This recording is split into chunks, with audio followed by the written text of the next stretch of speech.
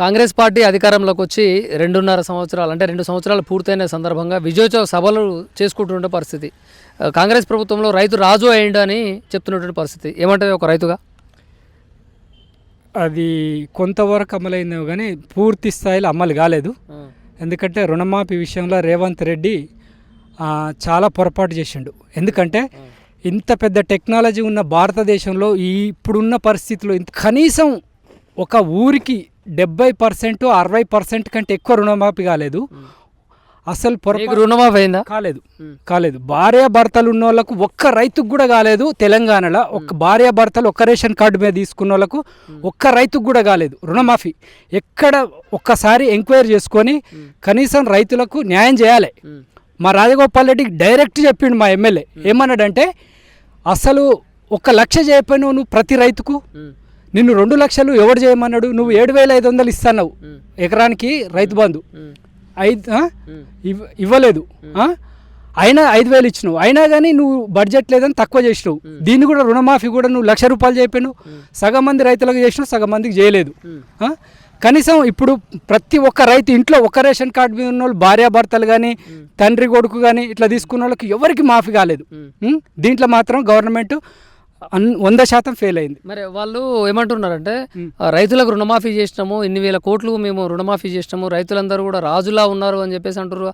మరి మీరేమో ఇలా అంటున్నారు. ఎవరి మాటలు నమ్మాలా? రైతు మాటలు నమ్మాలా, అధికారంలో ఉన్నటువంటి కాంగ్రెస్ పార్టీ వాళ్ళ నాయకుల మాటలు నమ్మాలా?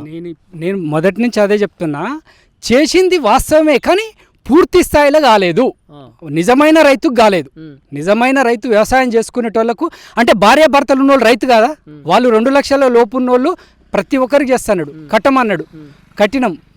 బ్యాంకులో మీరు ఎక్కువ ఉన్నోళ్ళు కట్టుకోమన్నారు, కట్టినాం. ఇంతవరకు మాకు రుణమాఫీ కాలేదు. అధికారం రాకముందు ఆయన చెప్పినటువంటి మాట ఏంటంటే ఇప్పుడు తీసుకుంటే మీరు 1,00,000 రూపాయలే, మీరు అధికారంలోకి వచ్చేది కాంగ్రెస్ పార్టీ కాబట్టి 2 లక్షలు తీసుకోండి, మీరు ఎమ్మటే టకీమని టకాటక మాఫీ చేస్తానన్నాడు. అదేవిధంగా రైతు బంధు కింద కూడా ఎకరానికి 12,000 రూపాయలు మేము ఇస్తామని చెప్పేసి కూడా ఆయన అన్నాడు. నేనేమంటానంటే మేము కాంగ్రెస్ పార్టీ కార్యకర్తనే, మేము కాంగ్రెస్ పార్టీ. మా రాజగోపాల్ రెడ్డి ఏమన్నాడంటే ఒకటే మాట అన్నాడు, నువ్వు చేసేదేదో పూర్తి స్థాయిలో చేయాలి, కనీసం 1,00,000 రూపాయలన్నా చేయాలి, అందరు రైతులకు చేయాలని పదే చెప్పిండు. కానీ ఆయన మాటలు ఎక్కడ కూడా గవర్నమెంట్ పరిగణనలకు తీసుకోలే. దాని ఇంకో విషయం ఏమంటున్నాడంటే ఉచిత కరెంట్ ఇస్తున్నామని చెప్పేసి కూడా అంటున్నాడు. సబ్సిడీ మీద గ్యాస్ ఇస్తున్నా అంటున్నాడు. మహిళలకి మీ ఇంట్లో ఉన్నటువంటి ఆడవాళ్ళకు కూడా 2,500 ఇస్తున్నాను అటువంటి వస్తున్నాయి. ఇవన్నీ 2,500 లేవు, ఏం లేవు. ఆ ఉచితం ఏం లేవు, గ్యాస్ అవన్నీ ఏం లేవు. కానీ ఈ రుణమాఫీ విషయంలో పూర్తి స్థాయిలో గవర్నమెంట్ ఫెయిల్ అయిపోయింది. ఎందుకంటే 60% 70% చేసింది, మిగతా రైతులకు నిజమైన రైతులకు చేయలేదు. దానివల్ల అది ఇప్పటికైనా గవర్నమెంట్ ఒకసారి ఆలోచన చేసి రుణమాఫీ చేయాలని కోరుతున్నాను. నీ దృష్టిలో రైతు బాంధవుడు, రైతును రాజు చేసిన నాయకుడు ఎవరు అని అడిగితే నువ్వేం చెప్తావే? రైతు బాంధవుడు అంటే కేసీఆర్ కొంతవరకు చేసిండు. ఈ రుణమాఫీ విషయంలో మాత్రం ఫెయిల్ అయిపోయింది, 100% ఫెయిల్ అయింది. ఎందుకంటే ప్రతి గ్రామాన ఎంక్వైరీ చేసుకోమనండి. ఇప్పుడు మేము ఏదో ఎంక్వైరీ చేసినాం అంటారు కదా.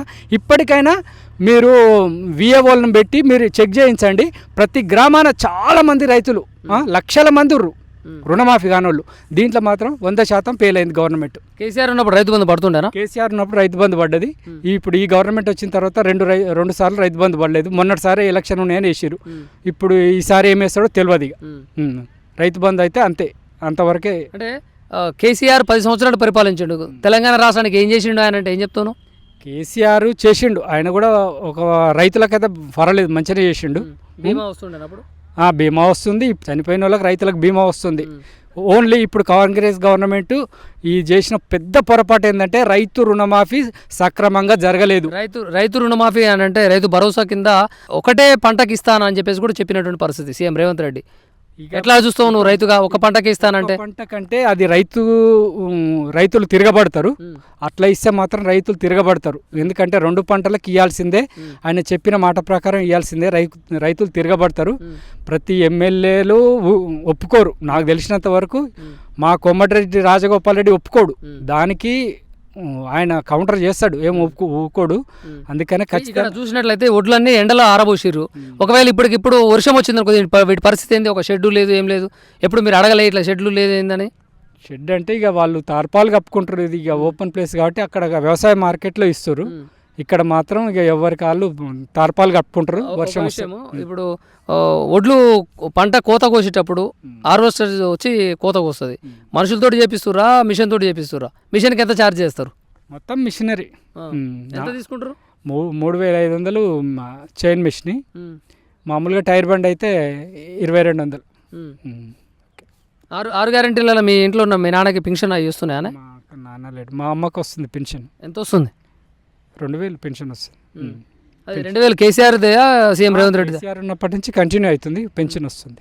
ఓకే. ఇది వీళ్ళు 4000 చేస్తున్నారు కదా, చేయలే? చేయలే.